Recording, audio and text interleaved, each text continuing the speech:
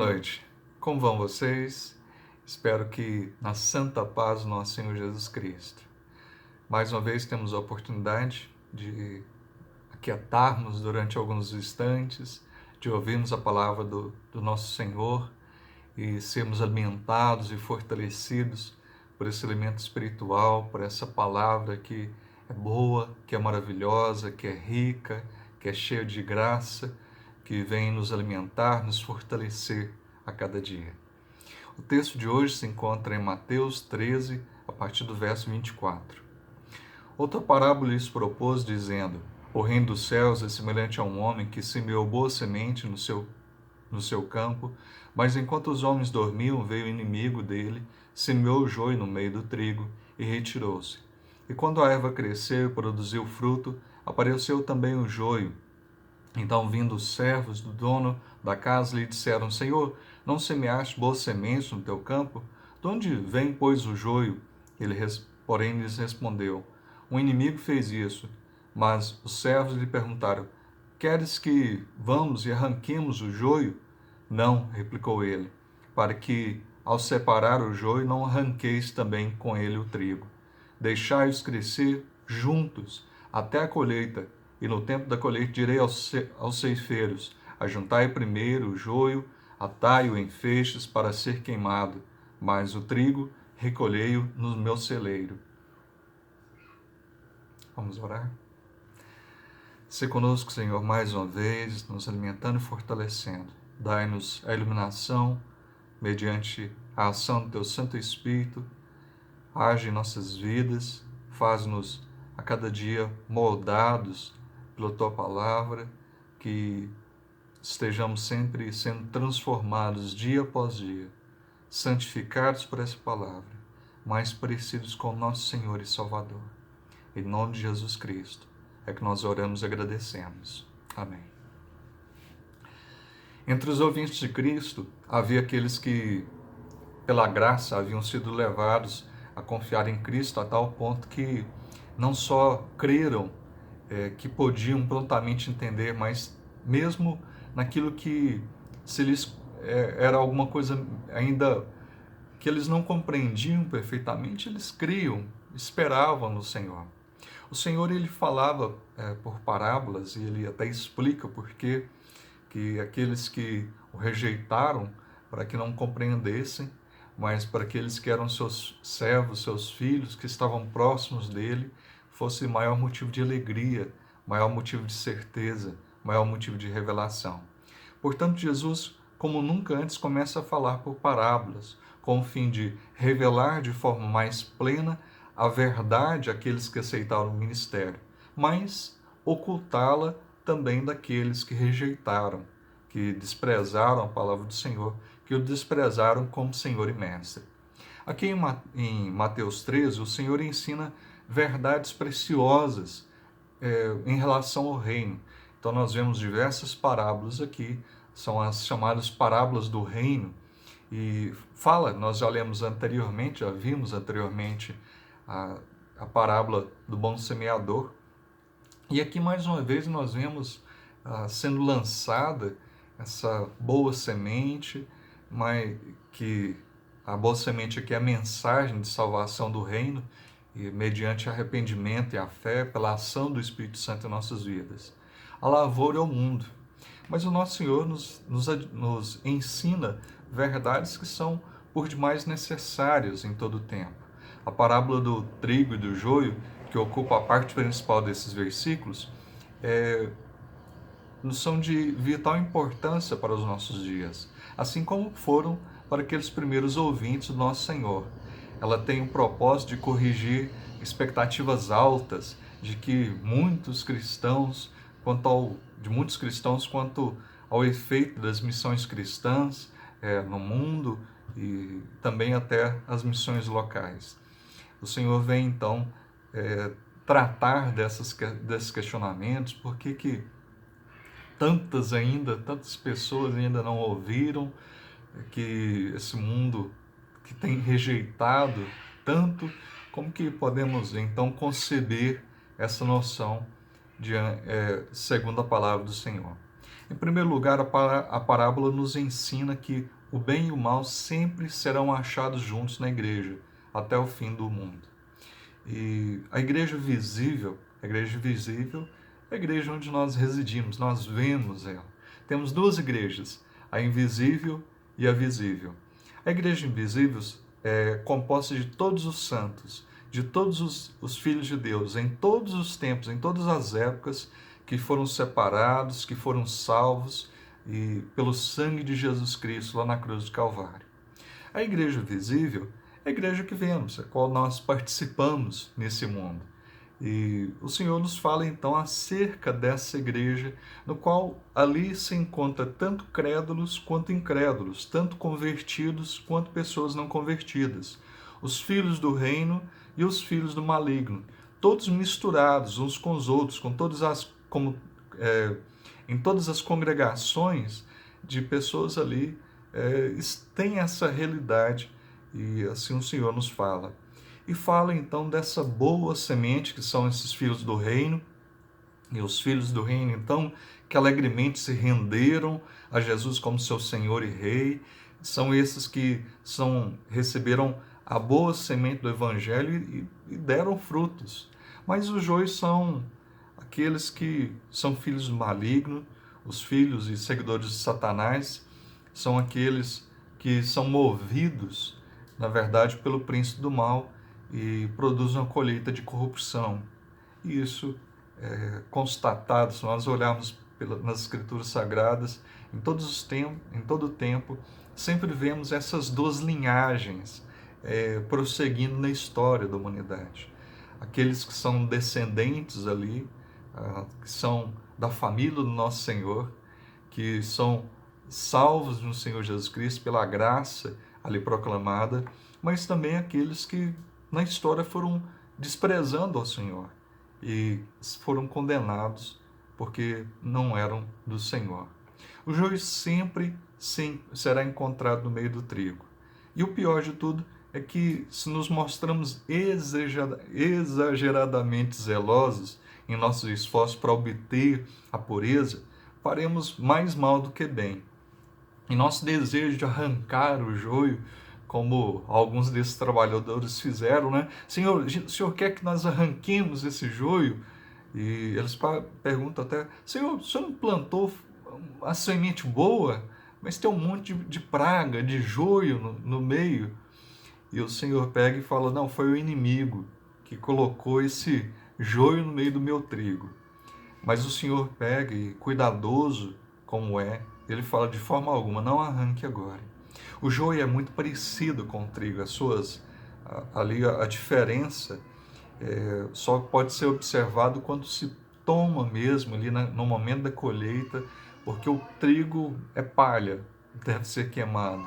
Mas o trigo, aliás, o joio é praga que deve ser queimado, mas o trigo tem ali nos seus grãos, o seu fruto, o qual nos é concedido. O joio sempre será encontrado no meio do trigo. Então, o pior de tudo é que nós não podemos nos mostrar, então, exageradamente ansiosos por ter essa purificação aqui ou agora. Tudo tem seu tempo e nós não podemos correr o risco de arrancar, então,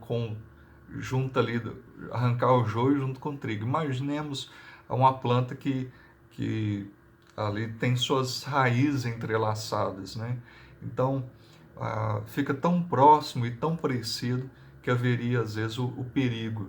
E o Senhor fala, deixa que eu, no momento certo, no momento da colheita, irei fazer essa ceifa, irei colher ali o trigo em feixes e desprezarei o joio. E, afinal de contas, há uma profunda verdade na caridosa declaração de Agostinho, o estudioso: os que hoje são joio, amanhã poderão ser trigo. Tem essa realidade também. Talvez hoje ainda muitos que são joio, pela graça do Senhor, pelo poder do Senhor, venha a serem transformados em trigo.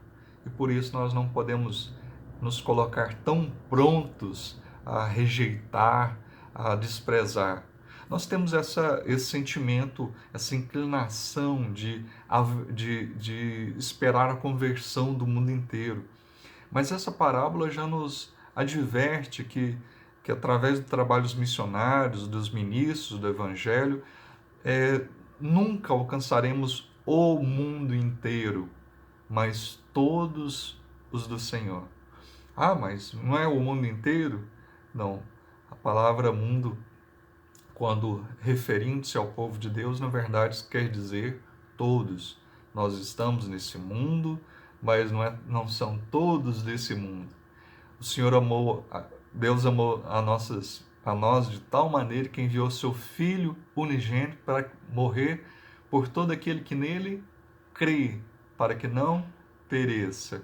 Então não é por todos, mas por todos aqueles que são filhos do Senhor. João expressa isso muito claramente nos seus escritos, nas suas cartas, falando que aquele que tem um filho tem a vida, que aquele que não tem um filho não tem a vida. Aquele que está em Cristo está salvo, mas aquele que despreza o Senhor como único caminho, como única verdade, certamente está perdido. Jamais veremos transformado em trigo todos os habitantes da terra. E então nós temos que ter isso em mente também. Sentimos às vezes perturbados pelo argumento daqueles que zombam, né? Pelos incrédulos, que falam, lá na sua igreja tem isso, aquela que praticou tal coisa, existem, além no seu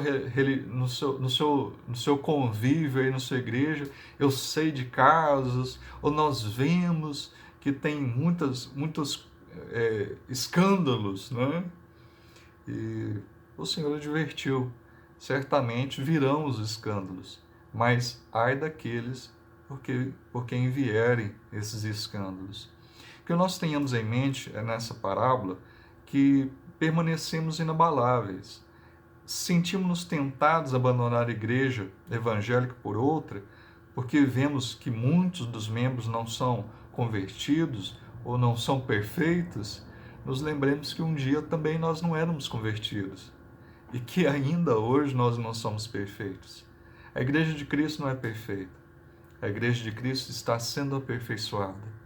A igreja de Cristo não é provida, essa igreja visível, não é composta só de salvos, mas também de pecadores, de pessoas que, na verdade, estão ali, mas têm uma salvação superficial, como vimos anteriormente. Às vezes tem aquele carinho, aquela afeição, ou um entendimento, mas não tem uma conversão realmente de vida, não se colocou rendido a Cristo como Senhor, então, de suas vidas. Que nós nos lembremos, que tenhamos cuidado, então, com essa prontidão de buscarmos uma igreja perfeita aqui nesse mundo, ou de desejar rejeitar, de excluir. Não, que tenhamos cuidado, que busquemos segundo os valores, segundo as exigências, segundo a palavra. Nós temos cuidado nessa nossa disposição de julgar tão facilmente. Em segundo lugar, a parábola nos ensina que haverá um dia da separação entre os membros piedosos e os membros ímpios da igreja visível no fim do mundo. O presente estado das coisas não vai continuar para sempre. Então, essa realidade que nós vivemos não vai ser para sempre. O Senhor enviará, em certo momento, Ele virá a segunda vez para buscar os seus e para punir aqueles que certamente terão um destino que não será de forma alguma agradável. Aos seus, Ele os tomará, o seu povo, a sua igreja, sendo ali demonstrado o amor, mas vindo juízo sobre aqueles que negaram, que rejeitaram, que desprezaram o Senhor. Esses poderosos ceifeiros, os anjos que o Senhor enviará, não se enganarão no trabalho que lhes será conferido. O Senhor certamente não estará desprezando nenhum dos salvos, ou nenhum dos salvos se perderá. Não, nenhum. nenhum. Todos aqueles que são trigo de Deus serão tomados e nenhum ficará para trás. Mas todos aqueles que são realmente essa praga, são esse joio, são realmente iníquos, fazem parte do mundo desse que jazem no maligno, certamente serão condenados. Os lançarão na fornalha ardente, e ali haverá então choro e ranger de dentes. E isso é a demonstração de ira, de condenação. Nós temos que entender. O fogo nas Sagradas Escrituras tem essa noção de purificação, de juízo, de condenação. O fogo dessa fornalha é inextinguível, não acaba, não diminui, não passa. Será um juízo eterno. E nós não precisamos ficar com medo, receosos. Como já disse, a vergonha que vão sofrer os que perpetuamente ali permanecerão na iniquidade, nós não devemos temer. Nós que estamos certos da salvação, não é um motivo de nos haver um desprezo, mas na verdade um dever nosso de proclamar a palavra do Senhor com maior diligência, com maior efetividade, de uma forma mais fiel a cada dia, proclamando a palavra do Senhor, para que aqueles os quais o Senhor realmente destinou a serem transformados em trigo santo se faça. Em Mateus 25:46, a palavra do Senhor, a palavra do Senhor fala que do castigo dos primeiros, também quanto à bem-aventurança dos últimos. Os perversos irão para o castigo eterno, mas os justos irão para a vida eterna. Nosso Senhor conclui a parábola com: quem tem ouvidos, ouça, uma advertência. Que o ímpio estremeça ao ler essa palavra, que ele veja através dessa linguagem assustadora sua própria condenação. O Senhor então adverte de forma dura, de forma firme, contra aqueles que têm brincado, realmente têm desprezado, têm deixado para amanhã. Eu vou me decidir. Não. Meu amigo, hoje tem a escolha, vida ou morte. Vida ou morte. Hoje. Amanhã pode ser que não chegue. E aí? Se o Senhor voltar, ou se amanhã o Senhor o chamar à sua presença, como será? A nossa vida tem que estar rendida ao Senhor, nós devemos buscar em Cristo realmente o render perante Ele, o controle de todo o nosso ser no hoje. O arrependimento para a vida é no hoje. O nascer do alto é no hoje, não é para amanhã. Não devemos interpretar erroneamente a paciência do nosso Senhor com os ímpios. O Senhor demonstra uma paciência muito grande. Essa paciência é uma demonstração de misericórdia, porque aqueles que têm rejeitado o Senhor, merecem o juízo, a condenação, o inferno. Mas o Senhor é paciente. Ele tem falado a essas vidas, tem chamado ao arrependimento. Mas essa paciência, essa misericórdia também tem um limite. E depois disso virá o tempo, então, do juízo, o momento do acerto de contas. Que essas pessoas não podem, de forma alguma, brincarem. E assim, certo autor menciona que nós não precisamos nos desesperar, né? Porque mesmo ali na cruz, aquele ladrão foi salvo, um ladrão foi salvo. Mas nós não devemos nos acomodar, porque também não foi os dois. Teve um que rejeitou, que desprezou ali as palavras de salvação do nosso Senhor. que desprezou a Cristo como Rei. Então, que nós tomemos consciência disso, o que Cristo fala hoje, né? Às vezes alguns podem pensar, não, está demorado, isso vai demorar muito ainda. Mas João Batista fala, o machado está à raiz ali da árvore. Nós vemos isso no capítulo 3, verso 10 a 12, que quando João Batista fala desse juízo iminente. Nós não precisamos imaginar que o texto aqui de Jesus está contrário às expectativas. A mãe não falou do juízo iminente? Sim. Agora que o Filho veio, nós temos que ter em mente esse juízo iminente. A qualquer momento, o noivo poderá voltar para buscar a sua noiva. A qualquer momento, esse machado poderá então estar sendo ali desferido contra a árvore que não dá frutos, e essa árvore lançada ao fogo no devido tempo, assim como um ladrão que não avisa, que não marca horário para ir à nossa casa. O Senhor virá de repente, virá sem avisar, virá certamente para essa ceifa, no devido tempo, um tempo que nós não sabemos o qual, mas virá. Que nós estejamos sempre preparados para esse momento, qual o nosso Rei voltará. Que estejamos sendo encontrados fiéis dispenseiros, porque certamente o reino dos céus já está em vigor e o nosso Rei voltará um dia para nos buscar. Quão brilhantemente resplandecerá essa graça divina quando não mais estivermos sendo obscurecidos pelo incessante contato com os mundanos e não convertidos. Quão maravilhoso será quando nós estivermos ali só os santos no céu, quando estivermos ali na presença do Senhor.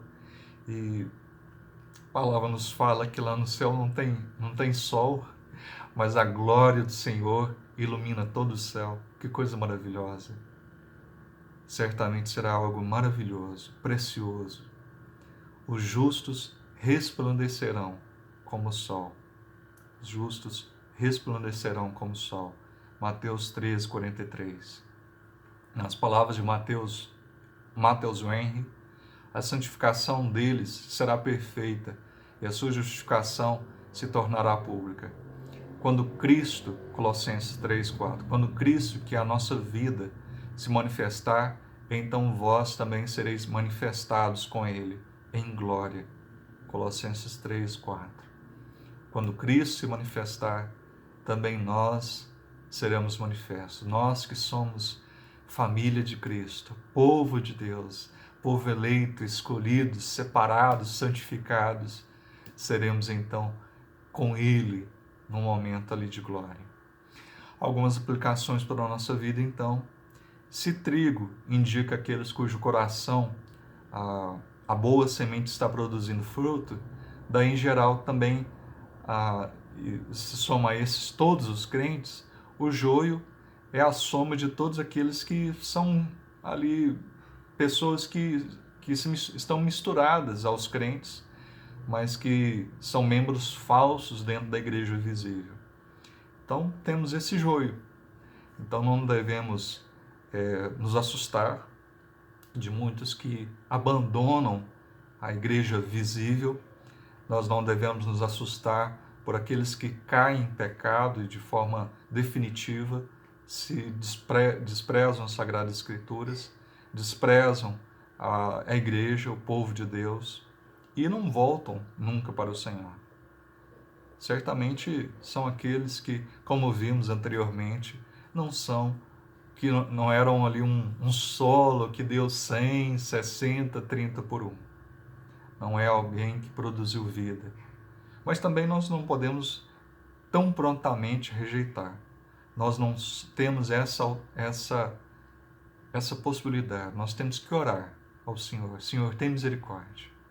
A esse que tem demonstrado não fruto, mas obras vergonhosas, que o Senhor trabalhe, que essa pessoa se arrependa, que seja transformada verdadeiramente. Tenha misericórdia. Que nós não julguemos, mas que o nosso Senhor julgue.